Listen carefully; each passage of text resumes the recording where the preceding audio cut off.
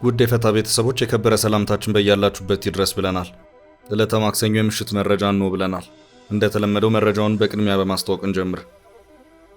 በትግራይ በህወሓት አመራሮች መካከል የተፈጠረውን የፖለቲካ ልዩነት ተከትሎ ነገሮች ወደ ኃይል በማምራታቸው የዶክተር ደብረጽዮን ቡድን ጦሩን አንቀሳቅሷል። በዚህም አዲግራት ከተማን ተቆጣጥሯል። የነ ደብረጽዮን ቡድን ከተማዋን የተቆጣጠረው አርሚ 15 የተባለውን ኃይል በማንቀሳቀስ ነው። የተፈጠረ ግጭትም ነበር። ውጥረቶች እንደቀጠሉ ነው። ጥንቅራችን ላይ ያደርሳችሁ ይዞታል። የትግራይ ክልል ሰላምና ጸጥታ ቢሮ የጌታቸው ረዳን ትዕዛዝ አልፈጽምም ሲል ተሰማ። ጌታቸው ረዳ በ3 ከፍተኛ የጦር አመራሮች ላይ እገዳ መጣሉን ተከትሎ የትግራይ ክልል ሰላምና ጸጥታ ቢሮ ዛሬ ረፋዱን ባወጣው መግለጫ የጌታቸውን ትዕዛዝ እንደማይፈጽምና እንደማይተገብር ግልጽ አድርጓል። መረጃውን እንመለከታለን። ጠቅላይ ሚኒስትር አብይ አህመድንና ፕሬዝዳንት ኢሳያስ አፈወርቂ ጅዳ ላይ የሰላም ስምምነት እንዲፈራረሙ ከፍተኛውን ሚና የተወጣችው ሳውዲ አረቢያ ዳግም ሁለቱን ሀገራት የሚያስታርቅ ጉዳይ ይዣለሁ ማለቷ ተሰምቷል። ዓለም አቀፉ ፎሬን አፌርስ ፎረም መጽሔት ስለ አዲሱ የሳውዲ አረቢያ ኢትዮ ኤርትራ ሽምግልና ዕቅድ ሰፊ ዘገባ አስነብቧል። ዝርዝር መረጃውን እናደርሳለን። የድምፃዊ አንዱዓለም ጎሳ እጮኛ በማህበራዊ ሚዲያ ተንቀሳቃሽ ምስል ካጋራች ከሰዓታት በኋላ ሕይወቷ የማለፉ ዜና መሰማቱ በርካቶችን አስደንግጧል። ሞዴል ቀነኒ አዱኛ ከፎቅ ላይ ወድቃ ሕይወቷ ማለፉ ተሰምቷል። እኛም መረጃውን ወደ እናንተ ለማድረስ በጥንቅራችን አካተን ይዘነዋል። በጠቅላይ ሚኒስትሩ የማህበራዊ ትስስር ገጾች ላይ የተጋራው አንድ መረጃ እንዲነሳ ተደርጓል። በጠቅላይ ሚኒስትሩ ጽሕፈት ቤት በኩልም ማብራሪያ ጭምር ተሰጥቶበታል። በጥንቅራችን ከተካተቱት ዕለታዊ መረጃዎች መካከል ነው። በአማራ ክልል አመራሮችን ኢላማ ያደረገ ጥቃት መሰንዘሩን ቀጥሏል። በደቡብ ወሎ የወረዳ አስተዳደርን ጨምሮ የጸጥታ ኃላፊዎች ተገድለዋል። መረጃው የጥንቅራችን አካል ነው። የኢትዮጵያ ሃይማኖቶች ጉባኤ ሽፋን አድርጎ አብሮነትን ሊሸረሽሩ የሚችሉ ግጭት ቀስቃሽ መልእክቶችን የሚያስተላልፉ አካላትን በጽኑ እንደሚያወግዝ አስታውቋል። ጉባኤው በሰሞነኛው ክስተት አዝኛለሁ ብሏል። ዝርዝር መረጃውን እናደርሳለን። በአሜሪካ ቱጃሩ ኢሎን መስክ ላይ ያነጣጠረ ዘመቻ ተከፍቷል። የቱጃሩ ኢሎን መስክ ቴስላ ካምፓኒ ምርት የሆኑ መኪኖች ላይ ተከታታይ ጥቃቶች እየደረሱ ነው። መኪኖቹ እዚህም እዛም እየተቃጠሉና በቀለም እንዲበላሹ እየተደረገ ነው። ታዲያ ፕሬዚዳንት ትራምፕ ይህንን ተከትሎ የቴስላን መኪና ገዛለሁ ሲሉ ለኢሎን ድጋፍ አድርገዋል። ዘገባውን ጥንቅራችን ይዞታል። የሩሲያ ዋና ከተማ ሞስኮ ባልተጠበቀ ሁኔታ መጠነ ሰፊ በሚባል ደረጃ የድሮን ድብደባ ተፈጸመባት። የአሜሪካን ወታደራዊ እርዳታ መቆም ተከትሎ ረዳት አልባ ሆናለች የተባለችው ዩክሬን የፈጸመችው አስገራሚ ጥቃት ነው። በጥንቅራችን ከተያዙት መረጃዎች ነው። እስከ ፍጻሜው አብራችሁን ቆዩ። የምንለቃቸው ዕለታዊ ትኩስ ዜናዎች እንዲደርሷችሁ ላይክ፣ ሼር፣ ሰብስክራይብ ማድረግ እንዳትረሱ።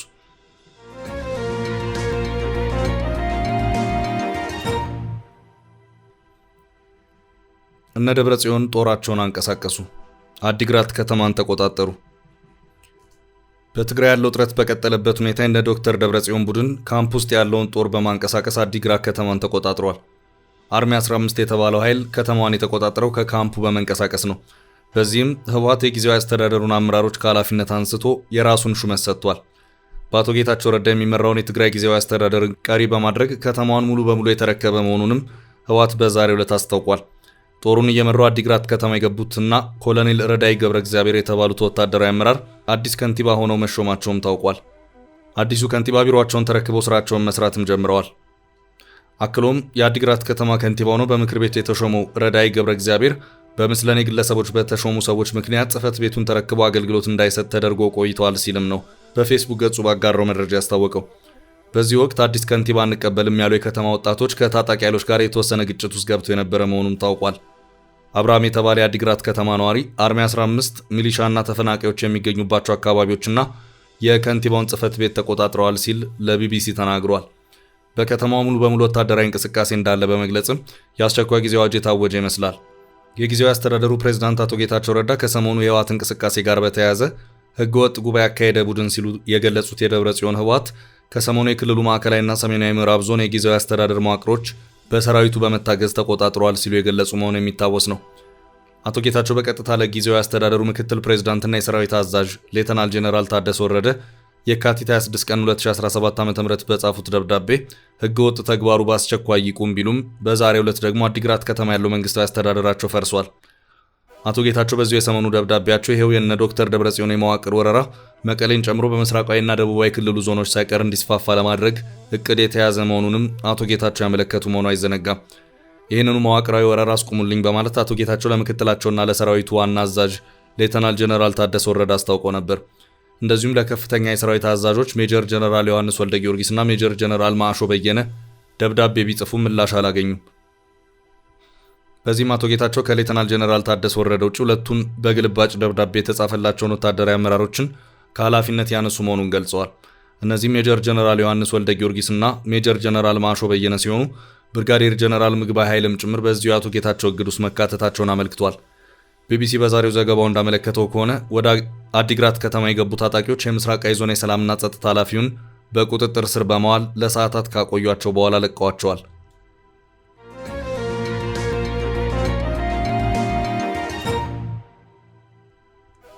በቀጣይ መረጃ የኢትዮ ኤርትራ አዲስ ሽምግልና ጠቅላይ ሚኒስትር አብይ አህመድና ፕሬዝዳንት ኢሳያስ አፈወርቂን ጅዳ ላይ የሰላም ስምምነት እንዲፈራረሙ ከፍተኛውን ሚና የተወጣችው ሳውዲ አረቢያ ዳግም ሀገራቱን የሚያስታርቅ ጉዳይ ይዣለሁ ማለቷ ተሰምቷል። ዓለም አቀፉ ፎሬን አፌርስ ፎረም መጽሔት ስለ አዲሱ ኢትዮ ኤርትራ ሽምግልና ሰፊ ዘገባ አስነብቧል። የኢትዮ ኤርትራ ውጥረት ባየለበትና ከቀይ ባህር የባህር በር ጋር በተያያዘ የአሰብ ጉዳይ እንደገና የመነጋገሪያ አጀንዳ በሆነበት በአሁኑ ወቅት ሳውዲ አረቢያ ከወደቡ ጋር በተያያዘ ስሟ ተነስቷል። ከትላንት በስቲያ ልዩ መልእክተኛ ወደ ሳውዲ የላኩት የኤርትራው ፕሬዝዳንት ኢሳያስ አፈወርቂ ጥብቅ መልእክት መላካቸው ቢገለጽም ስለ መልእክቱ ዝርዝር በይፋ የተገለጸ ነገር ሳይኖር ቆይቷል። በዛሬው ዕለት የተጋራው መረጃም ሳውዲ አረቢያ $1 ቢሊዮን ፕሮጀክት አሰብ ላይ ለመገንባት ከኤርትራ ጋር ምክክር ላይ መሆኗን አመልክቷል። ሳውዲ አረቢያ በቀይ ባህር ቀጠና ጡንቻቸውን እያፈረጠሙ የሚገኙትን የተባበሩት አረብ ኤምሬትስ፣ ቻይናና ቱርክን ለመፎካከር ሁነኛ አማራጭ እንደሆነ መጽሔቱ በዘገባው አመልክቷል። ሳውዲ አረቢያ እስከ 2030 የነደፈችው ግዙፍ የልማት ፕሮጀክት አካል ነው የተባለው ይሄው የአሰብ $1 ቢሊዮን ፕሮጀክት ኢትዮጵያንና ኤርትራን በጋራ ለመጥቀም ያለመ መሆኑ ተመላክቷል።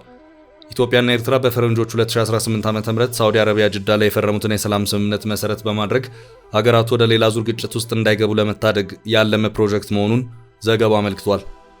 ሳውዲ አረቢያ ሁለቱን ሀገራት በማደራደሩና በማሸማገሉ የነበራትን ልምድ ተጠቅማ ሁለቱን ሀገራት ተጠቃሚ የሚያደርግ ግዙፍ ፕሮጀክት በቀይ ባህር ቀጠና ላይ ማቀዷን የተመለከተው ከ6 ዓመታት በፊት ጠቅላይ ሚኒስትር አብይ አህመድና ፕሬዝዳንት ኢሳያስ አፈወርቂ ሳውዲ አረቢያ ላይ የሰላም ስምምነት መፈራረማቸው የሀገሪቱን ሚና ከፍተኛ እንደሚያደርገው ነው የተገለጸው። የጅዳው ስምምነት ተብሎ ስለሚጠራው ስምምነት የሳውዲ መንግስት በወቅቱ ባወጣው መግለጫ ሁለቱ ሀገራት ህዝብ መካከል ባለው የመልክዓ ምድር፣ የታሪክ እና የባህል የቅርብ ትስስር የሰላም ስምምነቱ በመንግስታቱ መካከል መደበኛ ግንኙነት እንዲፈጠር ያደርጋል ሲል ማመልከቱ አይዘነጋም።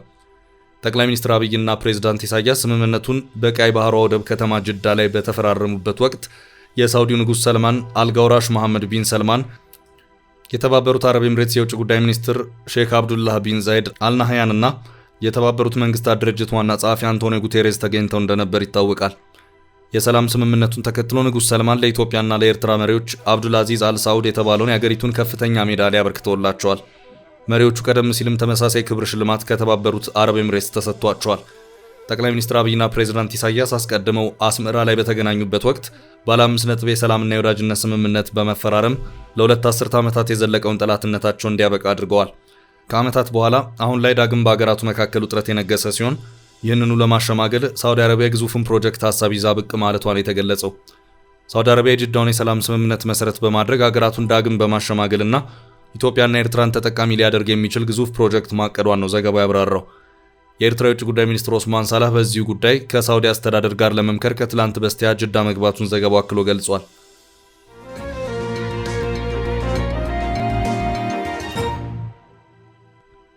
በቀጣይ ርዕሳችን የትግራይ ክልል ሰላምና ጸጥታ ቢሮ የጌታቸውን ትዕዛዝ አልፈጽምም አለ።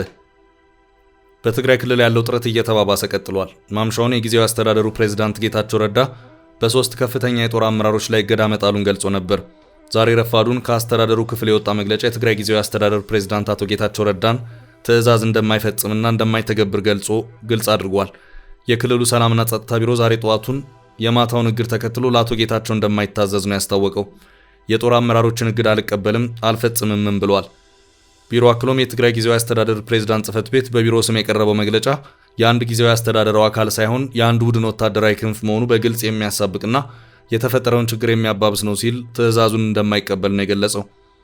ትናንት መጋቢት 1 2017 ዓ.ም ፕሬዝዳንት ጌታቸው ረዳ በ3 ከፍተኛ የሰራዊት አመራሮች የጣሉት ጊዜያዊ እግድን ተከትሎ ደብረጽዮን ገብረ ሚካኤል የሚመሩት ህወሓት እገዳው መሰረተ ቢስና የማይተገበር በማለት ውድቅ ማድረጉ መዘገቡ ይታወሳል። ዛሬ ማክሰኞ ጠዋት ደግሞ የክልሉ ሰላምና ጸጥታ ቢሮ ለፕሬዝዳንቱ አልታዘዝም ሲል ተቃውሞውን ተቀላቅሏል። የጊዜያዊ አስተዳደሩ ፕሬዝዳንት ጊዜያዊ እግድ ሙሉ በሙሉ በመጻረር ቢሮ ባወጣው መግለጫ በግልባጭ የተጻፈለትን ትዕዛዝ እንደማይቀበል በመግለጽ የህግ ማስከበር እርምጃው ይቀጥላል ብለዋል።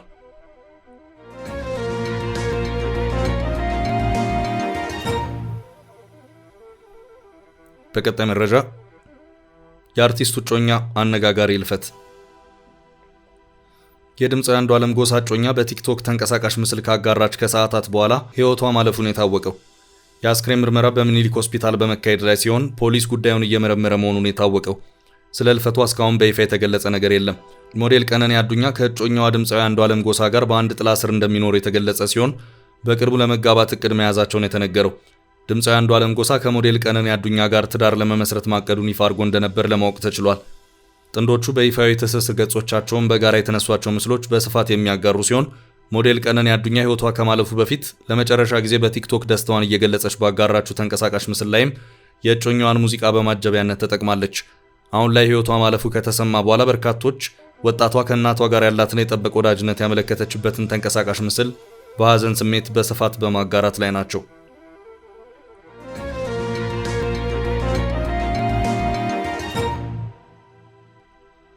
ወደ ቀጣይ ርዕስ አለፍን። በአማራ ክልል የተገደሉት አመራሮች። በአማራ ክልል አመራሮችን ኢላማ ያደረገ ጥቃት መሰንዘሩን ቀጥሏል።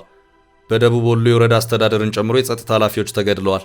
የወረባቦ ወረዳ ዋና አስተዳዳሪ አቶ ፈንታው ከበደ፣ የወረባቦ ወረዳ ፖሊስ ጽሕፈት ቤት የወንጀል ምርመራ ክፍል ኃላፊና ተወካይ የፖሊስ ጽሕፈት ቤት ኃላፊ ዋና ኢንስፔክተር አዲስ ዘመን ፍስሐና ሹፌር አቶ ከበደ እንድሪስ ለመስክ ስራ በወጡበት በታጠቁ ኃይሎች በደረሰባቸው ጥቃት ህይወታቸው አልፏል ሲል የዞኑ መንግስት አሳውቋል።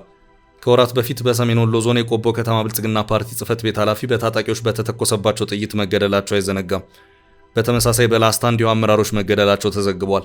አመራሮች ላይ ባነጣጠረው ጥቃትም የላስታ ወረዳ ዋና አስተዳዳሪ የሆኑት አቶ ጌታቸው መልሴና የወረዳው የጤና ጽሕፈት ቤት ኃላፊ አቶ ሚሊዮን አፈወርቅ ተገድለዋል። ሰሜን ወሎ ዞን ዋና ከተማ ወልዲያ የነበራቸውን ስብሰባ አጠናቀው እየተመለሱ በነበረበት ወቅት ግድያው መፈጸሙ ተዘግቧል። እንዲሁ በተመሳሳይ በክልሉ የሰሜን ሸዋ ዞን ቀወት ወረዳ አስተዳደር ጽሕፈት ቤት ኃላፊ የነበሩት ወይዘሮ ሚሊሹ በቀለ ባለፈው ዓመት ግንቦት 29 2016 ዓ.ም በታጠቁ ሰዎች መገደላቸው ተዘግቧል። በክልሉ በቀጠለው የአመራሮች ጥቃት በደቡብ ወሎ የወረዳ አስተዳደርን ጨምሮ የጸጥታ ኃላፊዎች ተገድለዋል። የዞኑ መንግስት ጽንፈኛ ኃይሎች ያላቸው አካላት ግድያውን ፈጽመዋል ብለዋል። አመራሮቹ ለስራ በጉዞ ላይ ያሉ መንገድ ላይ በደፈጣ ጥቃት መገደላቸውን የተገለጸው የዞኑ መንግስት እነዚህ ህይወታቸውን ያጡ አመራርና ባለሙያ የህዝብና የመንግስትን ተልዕኮ ለማስፈጸም ደከመኝ ሰለቸኝ ሳይሉ ህብረተሰቡን በልማትና በመልካም አስተዳደር ተጠቃሚ ለማድረግ ቀን ከሌት ሲተጉ የነበሩ ቅንና ታታሪ የህዝብ ልጆች ነበሩ ብለዋል። የዞኑ መንግስት በግድያው ህይወታቸውን ላጡ ቤተሰቦቻቸውና ለወዳጅ ዘመዶቻቸው መጽናናትን ተመኝቷል።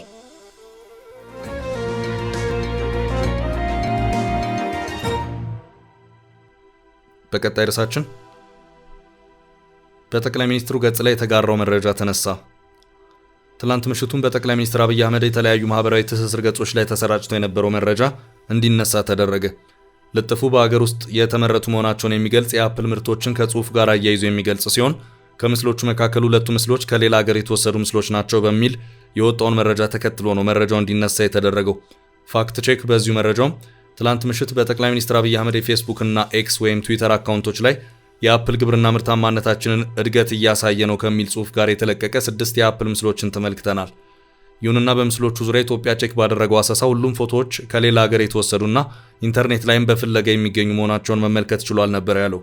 በዚሁ ዙሪያም በጠቅላይ ሚኒስትር ጽሕፈት ቤት በኩል ምላሽ የተሰጠ ሲሆን በምላሹ መረጃዎቹ ከታችኛው አስተዳደር እርከን ጀምሮ ወደ ጠቅላይ ሚኒስትር ደረጃ መረጃዎች በሚላኩበት ሂደት አንዳንድ ትክክል ያልሆኑ አቀራረቦች በተለያየ እርከን በሪፖርቶች ሊካተቱ የቻሉ መሆኑንም ጽሕፈት ቤቱ ገልጿል። በዚህም እንደማሳያም በትላንትናው ዕለት በተጋራው መልእክት የተወሰኑ ምስሎች ከመስክ ከተገኙ እውነተኛ ፎቶዎች ጋር ተቀላቅለው ከክልል ከነበረው ልውውጥ እስከ ፌዴራል ደረጃ ደርሰዋል ሲል አስታውቋል። የጠቅላይ ሚኒስትር ጽሕፈት ቤት በጉዳዩ ላይ ባወጣው መረጃ በመረጃ ልውውጥ ሂደት ስህተት ዳግም እንዳይፈጸም ተገቢ እርምጃዎች እየወሰድኩ ነውም ብሏል። ጽሕፈት ቤቱ አክሎም ምስሎቹን የያዘው ልጥፍ ከጠቅላይ ሚኒስትሩ የማህበራዊ ትስስር ገጽ የተነሳ መሆኑን ጠቅሶ እርምት እንዲወሰድ ላሳወቁ ዜጎችም ምስጋናዬን አቀርባለሁ ብለዋል።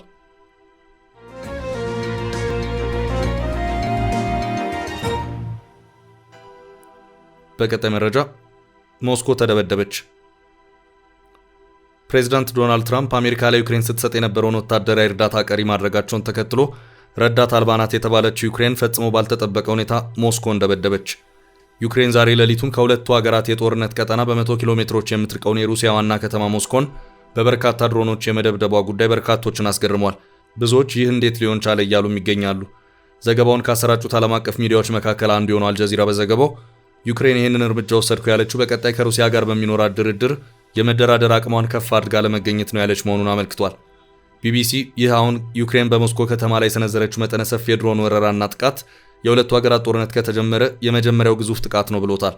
በዚሁ ባልተጠበቀው የዩክሬን የሞስኮ ከተማ ጥቃት ምን ያህል ድሮኖች እንደተሳተፉ ባይታወቅም በሞስኮ መከላከያ ሚኒስቴር በኩል የወጣው መረጃ ያመለከተው 337 ድሮኖች በሩሲያ አየር ኃይል እንደተጠለፉና ተመተው እንደወደቁ ነው።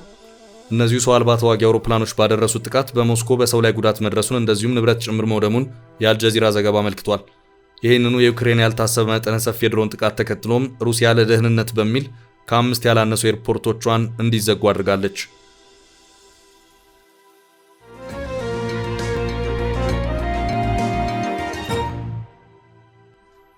በመጨረሻም በአሜሪካ የተጀመረው አመጻ የቱጃሩ ኢሎን መስክ ቴስላ መኪኖች ላይ ተከታታይ ጥቃቶች እየደረሱ ነው። የዓለማችን ቱጃር ኢሎን መስክ በአሜሪካ ፖለቲካ ውስጥ ከበድ ያለ ሚና በመጫወት ላይ ይገኛል። ቱጃሩ የቢዝነስ ስራውን ረገብ አድርጎ በአሜሪካ ፌዴራል መንግስት ወጪ ቅነሳ ላይ እየሰራ ይገኛል። በትራምፕ ልዩ ስልጣን የተሰጠው ኢሎን መስክ ታዲያ ቀኝ ዘመሞች ተቃውሞ ያሰሙበታል። ውሎውን በነጩ ቤተ መንግስት ያደረገው ባለሀብቱ በቀጥታ የሚመለከት አመጻ ከባለፉት 2 ቀናት ወዲህ በአሜሪካ እየታየ ነው። ኢሎን መስክ የቴስላ መኪና አምራች መስራችና ባለቤት መሆኑ ይታወቃል። አሁን ላይ ቴስላ ምርቶች የሆኑ መኪናዎች የተለያዩ ጥቃቶች እየደረሱባቸው ነው። በርካታ መኪኖች በቀለም እንዲጠለሹ የተደረጉ ሲሆን እሳት የተለቀቀባቸውም ሲነዱ ተስተውለዋል። የቴስላ መኪና አሻሻጮች የመኪና ማሳያ ሱቆችም የጥቃቱ ኢላማ ሆነዋል። የቴስላ ኤሌክትሪክ ቻርጅ ማድረጊያ ጣቢያዎችም እንዲነሱ ተደርገዋል። ለ2 ቀናት በቀጠለው ድርጊት በርካታ የቴስላ መኪኖች ላይ መለሱ ወድመዋል። ክስተቱ ኢሎን በነጩ ቤተ መንግስት ስልጣን የሚያደርገውን የሰራተኛ ቅነሳ፣ የተቋማት በጀት መቆራረጥ የፈጠረው ቁጣ ሆኖ ታይቷል። ባለሀብቱ ነገሩ እብደት ነው ሲል የራሱ በሆነው ኤክስ ማህበራዊ ሚዲያ ላይ አስፍሯል። ትላንትና በሲያትል 4 ሳይበር ትራክ የሚሰኙ የቴስላ ምርት መኪኖች ሆነው ተብለው ተቃጥለዋል። መኪኖቹ ሲነዱ የተቀረጸው ቪዲዮን በርካቶች ተመልክተውታል። የሲያትል እሳት አደጋ ባለስልጣናት ከመኪኖቹ በስተቀር በህንፃና ቢሮ ላይ የደረሰ ጉዳት የለም ብለዋል። የቴስላ መኪኖችን በተገኙበት ማቃጠል፣ በቀለም ማበላሸት በበርካታ ግዛቶች እየተፈጸመ ነው። እስካሁን በእሳት እንዲቃጠሉ የተደረጉ የቴስላ መኪኖች ቁጥር 12 አልፏል። አንድ የቴስላ መኪና መሸጫ ሱቅ መስታወት በጥይት መመታቱን ተነግሯል። የአሜሪካ ሀገር ውስጥ ምርመራ ቢሮ ኤፍቢአይ ጥቃቶቹን እየመረመረ እንደሚገኝ ገልጿል። በተያያዘ መረጃ ፕሬዚዳንት ትራምፕ ለቱጃሩ ለመስክ ያላቸውን ድጋፍ ለማሳየት አዲስ ቴስላ መኪና እንደሚገዙ ዛሬ ገልጸዋል።